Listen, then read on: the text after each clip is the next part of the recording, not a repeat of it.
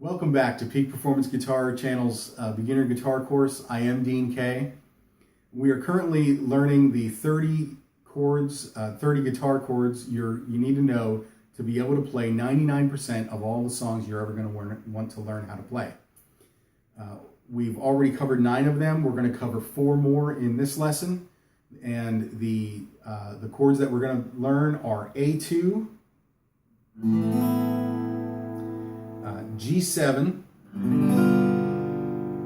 C9, and B minor. So let's go ahead and get started, and we'll start with the easiest one first. So we already learned the A major chord. So if you grab the A major chord and simply lift your third finger, that makes the A2. How do we do that? So first is the A string is open, the 5th string is played open, the 6th string is not played at all, the low E is not involved in this chord. Then we take our 2nd finger, we place it on the 4th string on the 2nd fret. Then our 1st finger is on the 3rd string on the 2nd fret. And strings 2 and 1 are both played open. All together, there is the A2. Very simple chord. Also very pretty. And you'll hear, and I believe D2, A2, and E major. Those are the chords to Desire in You Choose Desire. Now I'm going off of memory, so that could be wrong. I haven't played that song in years, but I'm pretty sure that's it. So anyway, that's the A2. Now we're going to learn G7. G7 is very similar to the G chord, but we use different fingers and we use them differently. So the way to think of a G7 chord is form the C chord that we learned in the first lesson in this series, the C chord, and then move each of your fingers out.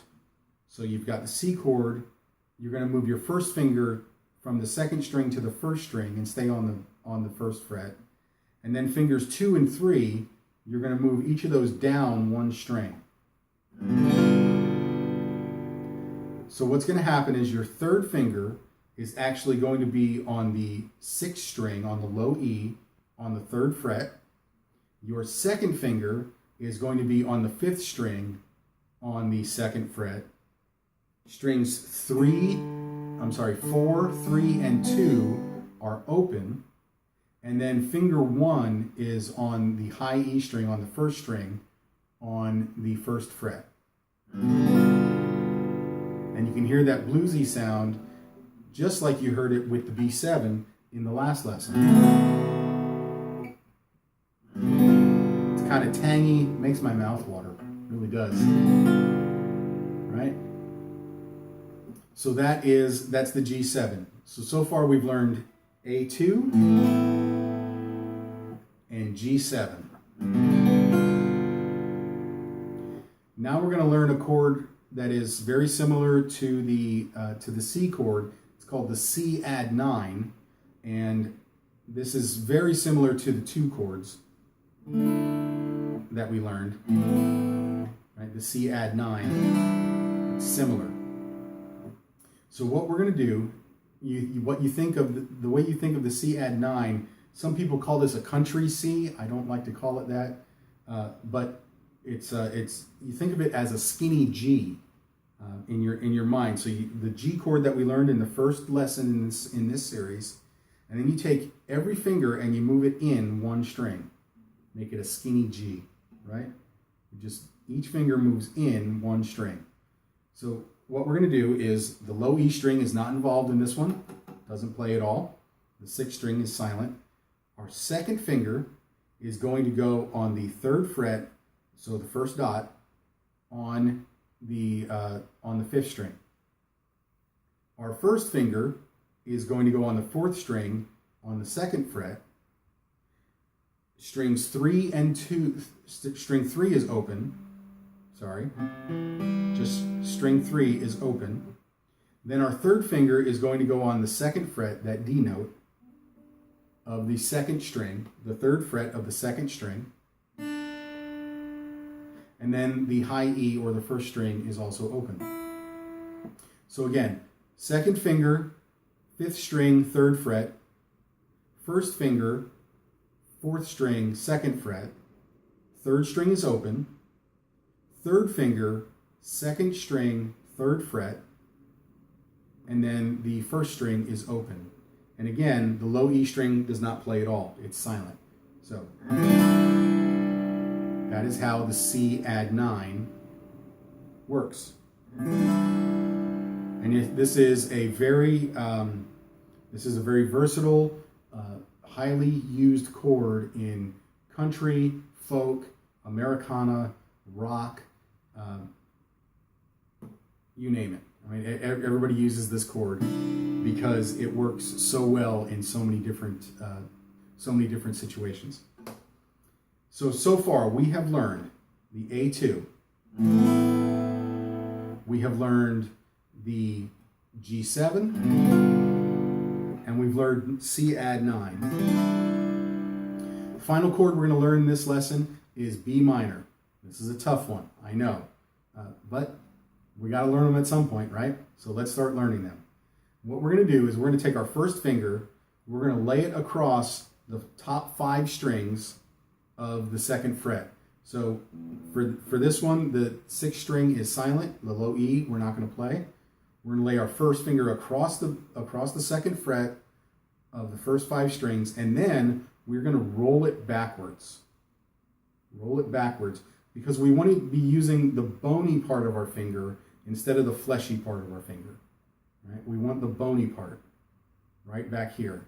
So we're going to take that, roll it backwards, and when you do, you'll feel your muscles tighten up between your thumb and your 1st finger, and we want all 5 of those strings being able to play. This is your first experience in this course with a bar chord, and we're using this one because it's actually the easiest bar chord to play. All right, so that's that. Now, while you're holding that, we're going to take our 3rd finger, and we're going to put it on the 4th string on the 4th fret, the 4th fret, the one just in between the 1st and 2nd dot. Then we're going to take our 4th finger on the 3rd string, also on the 4th fret. So they're both in the same place. And finally, we're going to take our 2nd finger, and we're going to put it on the 2nd string on the 2nd fret, and the 1st string is going to be playing from us barring the 5 strings here. Very pretty. Now, once you have this down, now you want to roll these fingers forward. So you're rolling this finger backwards and these fingers forward. Show you again. Lay it down, roll it back, put these fingers down, roll those fingers forward while this one stays rolled backwards. And when you do that, your hand is going to become like a vice grip. You'll feel it. Your hand will squeeze really hard. And if you do it right, it's going to take some practice. This is a tough chord, but you'll get it. And when you do it right, you'll hear it and you'll feel it. Right? So bar the first 5 strings and roll that 1st finger backwards. 3rd finger on the 4th fret of the 4th string.